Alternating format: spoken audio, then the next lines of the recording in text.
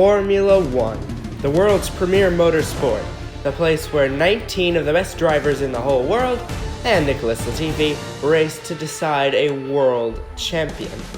And the video games made by Codemasters show just how special of a motorsport Formula One is.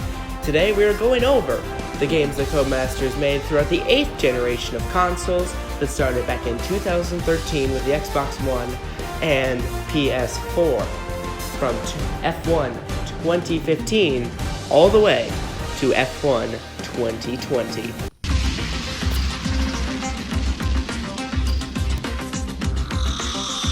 Formula One 2015 was the first game made for the 8th generation of consoles, and Codemasters did not skip out like some companies did, EA, bringing over all of what the 2014 game had to offer, including the 2014 season, making that game basically completely obsolete. Not that it was really any good to begin with, along with no repeated animations from the 7th generation of consoles, along with force feedback, camera angles, track design, character models, or audio. Everything here is brand new.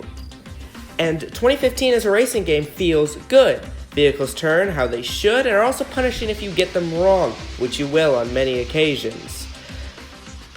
Every car feels different. While the Red Bull is great in the corners, literally everywhere else on the track, you wish you had the Williams or Ferrari.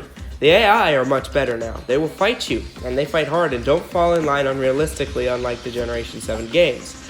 But they do have a severe murderous tendency in them that will get you wrecked on numerous occasions. However, there's one glaring flaw in this game, and it's one that luckily they were able to fix for games in the future. But there is no career mode in this game. The most you get is a championship mode. And it's for the reason of every single sports franchise that makes the jump to the next generation of consoles and cuts something incredibly important to the game. Meaning that 2015 as a whole just feels shallow. It doesn't have a lot to do. And it's also the buggiest game in the franchise, and especially the buggiest one that we're going to cover today. Regardless, 2015 is a very good racing game. It's a great building block for the rest of the series to use. Formula One shows the potential that 2015 had and brings in a RPG type career mode with, for the first time, a really fleshed out R&D system. While R&D existed in previous F1 games, it was never quite the way it is in this game. And with a system that adds more competition with your teammate, as you beat your teammate in multiple different categories throughout the qualifying and the race, and you earn more R&D, meaning you don't want to give them a single point to use against you to beat you out on track.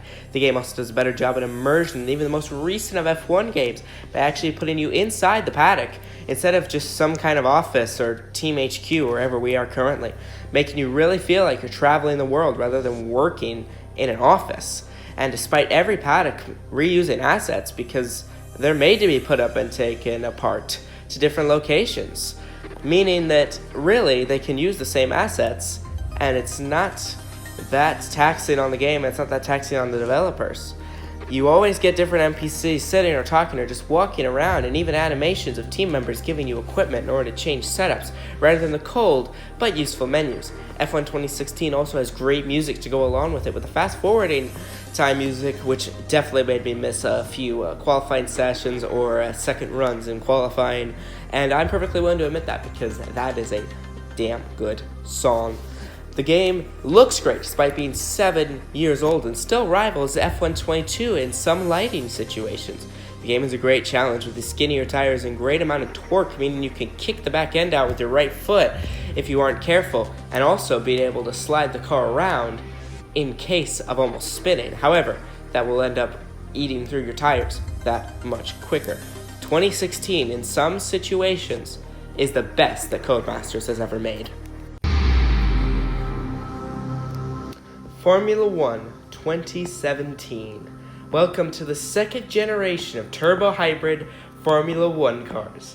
They are quicker than any Formula car ever made, but they still sound like vacuum cleaners in this game. In terms of gameplay, they're completely different to drive than F1 2016. The amount of downforce these cars have make them feel glued to the ground always, F1 2017 is solid and builds off of what 2016 brought to the table with even better handling and a new R&D system that is more like what we have now with the R&D skill tree with over 100 upgrades. And for the first time, upgrades can fail development. All the immersive parts of 2016 remain, along with restricting you to only 4 whole engines per season, along with, for the first time, invitational events to drive classic F1 cars, which is something that happens in real life.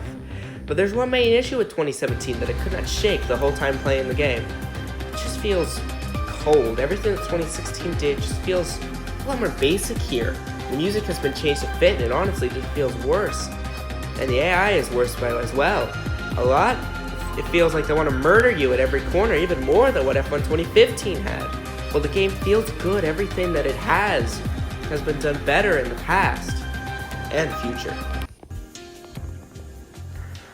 Formula 1 2018. The game that got me into this mess. The one I saw on the Xbox Game Pass and decided I would give it a try. Look where that got me. 2018 shares a lot of its strengths and weaknesses with 2017. As a racing game, 2018 is great with the same handling characteristics from 2017 remaining, along with the introduction of the halo, just like a real sport. I mean, it's a lot harder to see in first person, but drivers don't end up dead, so I think it's a pretty good change. As a racing game, and just overall, the game shares the exact same flat visuals as 2017. 2018 is Codemasters' last game with its old presentation. Also, they got rid of the menus being in the paddock, and instead we are now in that office I talked about before. But overall, it shares a lot of its problems with 2017 that still feels way too cold to really go back to and enjoy, despite being a good game at its heart. But it'll always have a special place with me as the first F1 game I ever played. F1 2019 is great.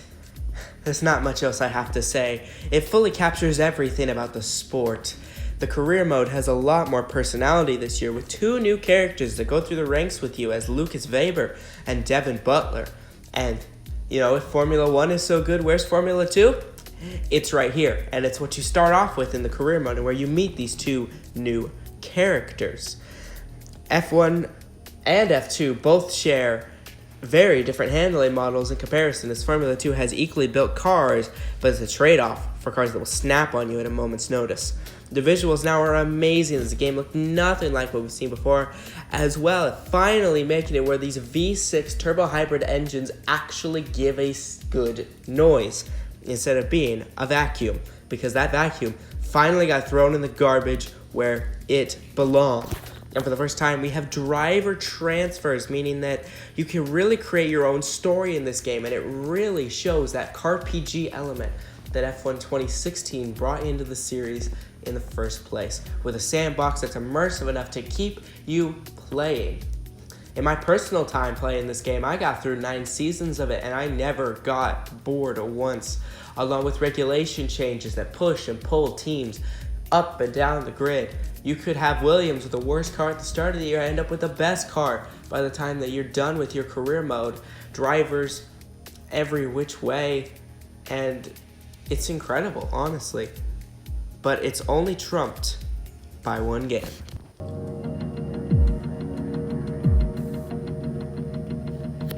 Welcome to the best game of Codemasters F1 series and the last game of their independence before they were bought out by the devil himself, EA Sports. And well, what a way to go out. F1 2020 carries over everything that 2019 did and made it better and even more like an F1 broadcast. During COVID-19, a lot of real F1 drivers played 2019 and gave direct feedback to Codemasters on how their car should handle, and they listened, and the cars this year felt a lot more natural. While they're still hard to drive and will snap on you at a moment's notice, you don't have to worry about them letting go in 8th gear, because as some F1 drivers would even say that the game felt more realistic with the traction control turned on, because that was more like the grip that the F1 drivers in real life have despite having 0 assists in the car. So Codemasters made those changes, and it made it not easier, but just more natural. And they've also included the best game mode I've seen so far in the F1 games, and that is My Team Career Mode. allowing you to start the 11th team on the grid as an owner-driver trying to develop your car from the Williams 2019 car into a championship contender. Instead of flipping through different modes of ERS like the previous games had, F1 2020 just has an overtake button that gives you a huge burst of energy on command, a lot like the curve system of previous F1 games.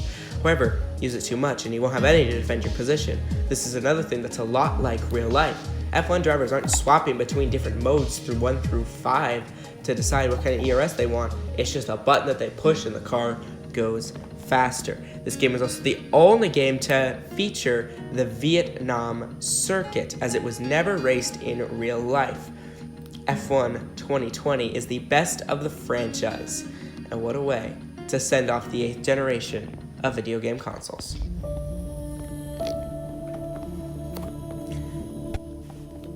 Codemasters did what every game company should do. Never got complacent with how good their games were, always pushed for something greater, and actually listened to fan and driver feedback to make these games better. And with as small of a game development team as they've had over the years, it's impressive to see what they've done throughout the 8th generation of video game consoles. We can only hope this continues with the EA logo on the box. However, even if it doesn't, even if the F1 games fall off, and we end up with terrible games from here on, we'll always have these games to go back to and just show just how good Codemasters were. Thank you all for watching.